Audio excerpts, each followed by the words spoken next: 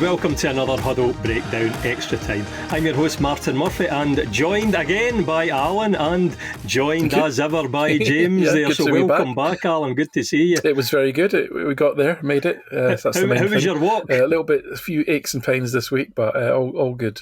So it's been about 7 months since the new hip. So pleased to kind of road test it in anger. So it was good. It was a lovely week actually. Great fun. Yeah. Fair play. We Did didn't you actually get go to into Vindelanda at all on the wall, the museum? We tend to kind of be like make progress type of thing. So we did obviously take note of all of the bits of the wall that we could see, because there's not many left, and most of them are kind of in the middle, which is also coincides with the really gnarly bits of walking. So I was quite grateful when a bit came up that was worth stopping at and looking, because I was just happy to stop and have a rest. Some decent bits. I was thinking it was such a shame that with Sycamore Gap that was vandalised a few years ago. What a shame that was. I did it a few years ago, and it was one of these really spot, nasty ravines. Some of my friends are you're happy to have a bit of a break there at that point. That's right. Yeah. And James, were you inspired by Alan's walking then? Were you thinking of doing the Appalachian Trail or anything like that? More than that. But I was inspired. Which is about 10 times as long, isn't it?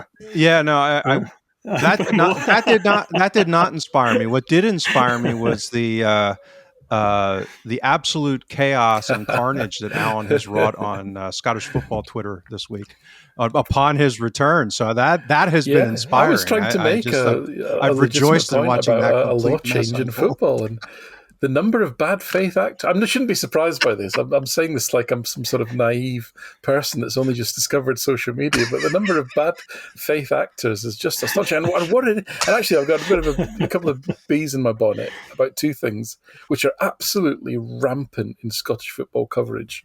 One is accounts on social media, fan accounts, that claim to be about Scottish football, as in, we're going to talk about Scottish football, who just, clearly hate anything to do with Celtic, right? Or anybody to do with Celtic.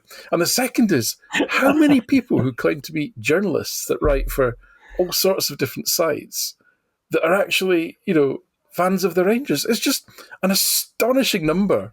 And it just means, you sort of read this, Raskin, 25 million and all this sort of bollocks sort of thing. These people have got journalists in their bios, right? But from their feeds that where their allegiances lie. So like, what happened to actual journalism? Like proper. I mean, again, I know I'm sounding like an old man here, because I know that the actual journalism, the profile of it, has changed forever now because of social media and the sort of death of print media, effectively. But Scotland has got its own peculiar little landscape. It really has.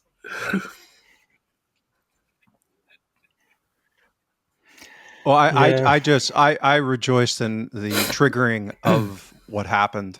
It reminded me of the John Joe Kenny thread that you did a while. That's going back 3 or 4 years ago, when it just people went absolutely nuts. Now, obviously different context, and the nice part about this was it was mostly not Celtic supporters. It was supporters from other teams like St. Mirren or whatever. I mean, it was a total free for all, but the same kind of dissonance triggering, where people just go flailing off on tangents. And just for people that don't know what we're talking about, right? So just very quickly. No, it's just very quickly. So, the European Under-21 Championships have started. Now, why do I mention that? Because a law change to basically get rid of what used to be called the 6-second rule.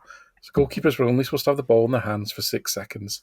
It's never enforced. I don't remember the last time it was ever enforced. And they've now replaced it with an 8-second rule, but the referees actually need to start visibly counting down from 5 in a way that the goalkeeper and therefore presumably the crowd as well can actually see what's going on.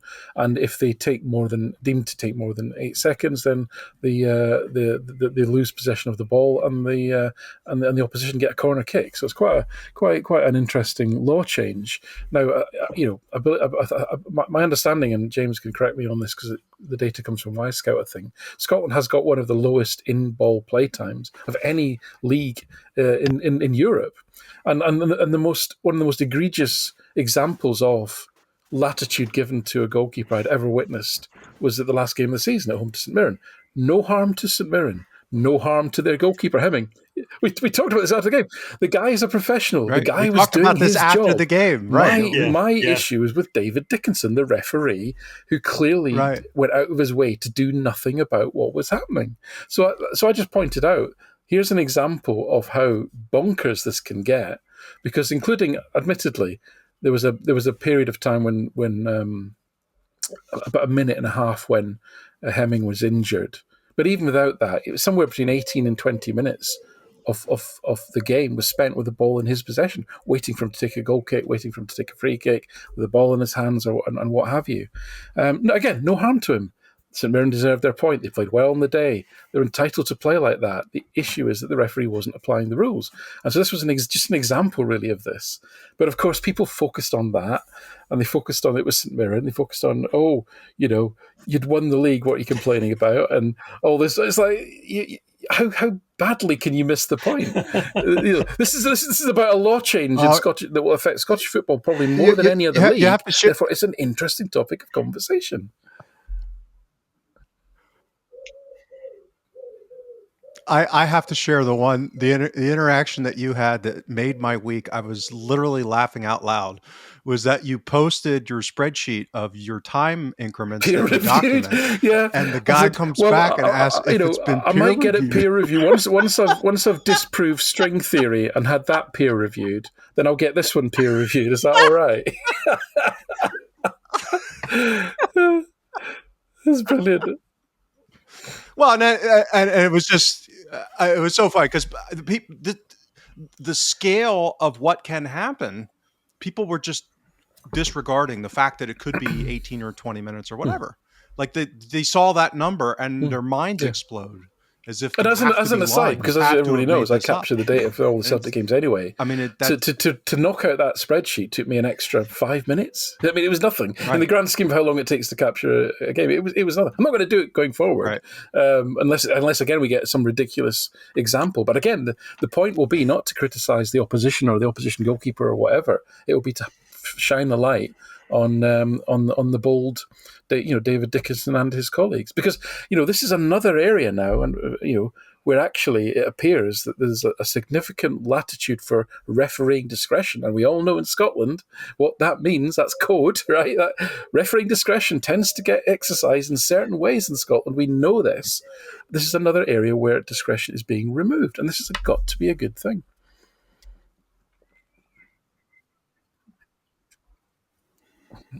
Well, I was thinking of Don Robertson there in the Scottish Cup final as well, just with the way the game was managed and this discretion, etc. Alan, you're absolutely correct there. Mm-hmm.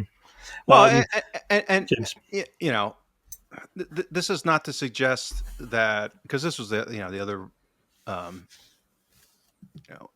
hammer that gets levied against you and anyone that's doing this kind of discussion, is that there are biases and that do work to Celtic's advantage. Like it's been documented in certain, analysis historically that big clubs at home tend to get favorable refereeing calls, like on the margin, right? So there are things that probably do break to Celtic's advantage at times. It's not this like universality that all the time that everything is, and that on its surface, some of the fouling data versus yellow cards. I think there's a reasonable explanation on it. We talk about it all the time, style of play and counter pressing and all that other stuff.